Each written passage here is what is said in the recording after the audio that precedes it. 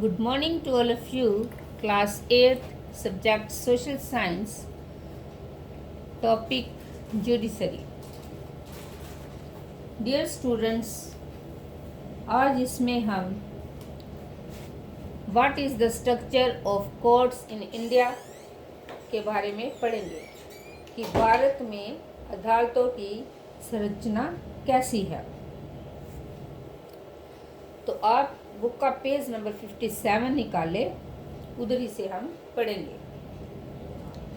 There are 3 different levels of court in our country. हमारे देश में 3 अलग अलग स्तर पर अदालतें होती हैं। There are several courts at the lower level, while there is only one at the apex level. निचले स्तर पर बहुत सारी अदालतें होती हैं, सबसे ऊपरी स्तर पर केवल एक अदालत है। The courts that most people interact with are what are called subordinate or districts. These are usually at the district or tehsil level or in towns, and they hear many kinds of cases. जिन अदालतों से लोगों का सबसे ज़्यादा ताल्लुक़ होता है उन्हें अधीनस्थ न्यायालय या जिला अदालत कहा जाता है। ये अदालतें आमतौर पर जिले या तहसील के स्तर पर या किसी शहर में होती है। Each state is divided into districts that are presided over by a district judge. ये बहुत तरह के मामलों की सुनवाई करती है। प्रत्येक राज्य जिलों में बटा होता है और हर जिले में एक जिला न्यायाधीश होता है। Each state has a high court which is the highest court of this state. At the top is the Supreme Court that is located in New Delhi and is presided over by the Chief Justice of India.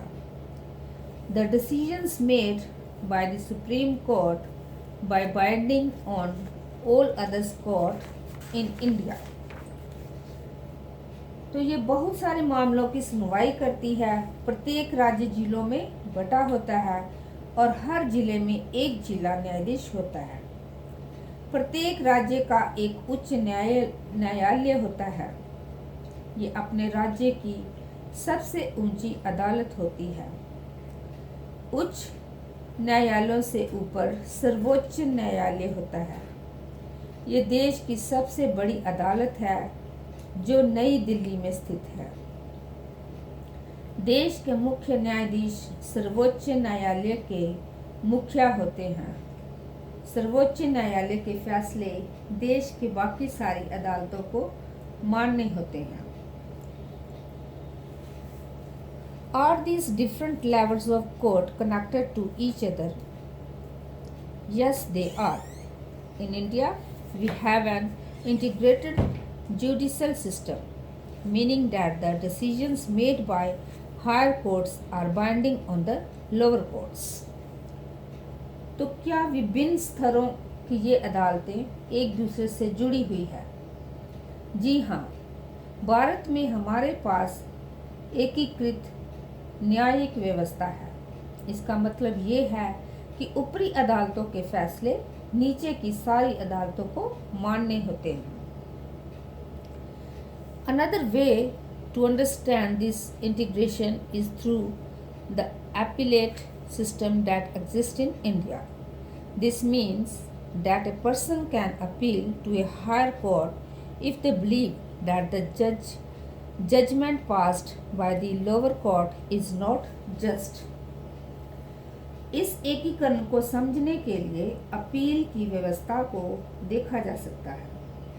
अगर किसी व्यक्ति को ऐसा लगता है कि निचली अदालत द्वारा दिया गया फैसला सही नहीं है, तो वह उससे ऊपर की अदालत में अपील कर सकता है। Let us understand what we mean by the appellate system by tracking a case. state Delhi administration vs Lakshman Kumar and others 1985 from the lowest court to the Supreme Court. तो appeal की व्यवस्था को समझने के लिए आइए एक मुकदमे पर विचार करें। ये राज्य दिल्ली प्रशासन बनाम लक्ष्मण कुमार एवं न्याय का मुकदमा है जो निचली अदालत से सर्वोच्च न्यायालय तक लड़ा गया। In February 1980, Lakshman Kumar married 20-year-old Sudha Goyal and they lived in a flat in Delhi with Lakshman's brothers and their families. तो 1960 के फरवरी महीने में लक्ष्मण कुमार ने 20 वर्षीय सुधा गोयल से विवाह किया था। वे दिल्ली में एक फ्लैट में रहते थे जहां लक्ष्मण के भाई और उनके परिवार भी रह रहे थे। On 2 December 1980, Sudha died in hospital due to burns. Her family filed a case in court. When this case was heard in the trial court, 4 of her neighbors were called in as witness. 2 दिसंबर 1960 को सुधा की अस्पताल में मौत हो गई। वह जली हुई थी। सुधा के घर वालों ने अदालत में मुकदमा दायर किया। जब निचली अदालत के सामने ये मुकदमा आया तो 4 पड़ोसियों को भी गवाह के तौर पर बुलाया गया था। पड़ोसियों ने अपने बयान में कहा है, December 1, they had heard Sudha screams and had forced their way into Lakshman's flat.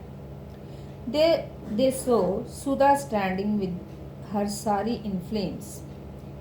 They extinguished the fire by wrapping Sudha in a gunny bag and a blanket. Sudha told them that her mother-in-law Shakuntala had poured kerosene oil on her and that her husband Lakshman had lit the fire. तो 1 दिसंबर की रात को उन्होंने सुधा की चीख सुनी। किन्होंने चीख सुनी? उनके पड़ोसियों ने। और मामला जानने के लिए वह बलपूर्वक लक्ष्मण के घर में घुसे। वहां उन्होंने देखा कि सुधा की साड़ी से आग की लपटें उठ रही थी।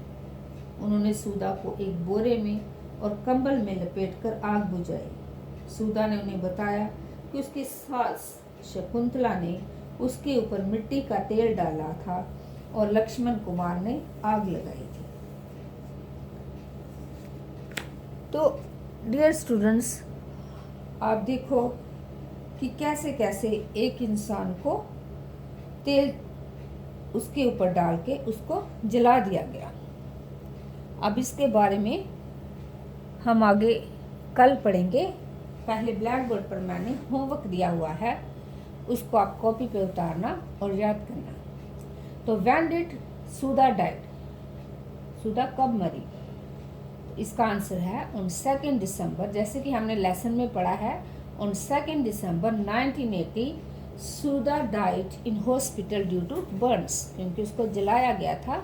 उसी की वजह से 2 दिसंबर को सुधा की मृत्यु हो गई।